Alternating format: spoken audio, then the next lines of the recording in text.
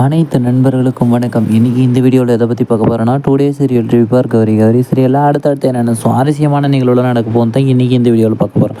அதுக்கு முன்னாடி நம்மளோட சேனலுக்கு முதல் முறை வரீங்கன்னா என்னோட சேனலை சப்ஸ்கிரைப் பண்ணிக்கோங்க, கூடவே பெல் ஐக்கனை கிளிக் பண்ணிக்கோங்க. இந்த வீடியோ பிடிச்சிருந்தா லைக் பண்ணுங்கள், இந்த வீடியோ பிடிக்கலாம் டிஸ்லைக் பண்ணுங்கள். வாங்க ஃப்ரெண்ட்ஸ், வீடியோக்குள்ளே போகலாம். வீடியோக்குள்ளே போகிறதுக்கு முன்னாடி உங்களுக்கு துர்காவை பிடிக்குமா, இல்லை கௌரியை பிடிக்குமா, இல்லை மாசாணி அம்மனை பிடிக்குமா, இல்லை துர்கை அம்மனை பிடிக்குமா, மறக்காமல் கமெண்ட்டில் சொல்லுங்கள்.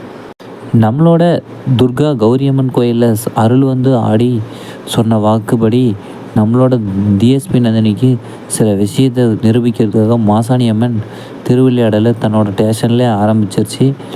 அதனால் வந்து ஃபேனெல்லாம் சுற்றி அவங்களோட மாசாணி அம்மன் ஃபோட்டோ வந்து டிஎஸ்பி நந்தினிக்கு முன்னாடி வந்து நின்னாலே அப்பயுமே அவங்க நம்பலை. இது போயிட்டு அந்த ஃபோட்டோ எங்கே போயிட்டு செவுத்தில் போய் ஃப்ரேம் போட்டு உட்காரப்போதோ அப்படின்னு சொல்லிட்டு கான்ஸ்டபிளை பிடிச்சி திட்டிகிட்டு இருந்தாங்க. என்ன வரும்போது பாளையத்தம்மன் கோயில் படம் பார்த்துட்டு வந்தியா அப்படின்லாம் சொல்லி கலாய்ச்சிட்டு இருந்தாங்க.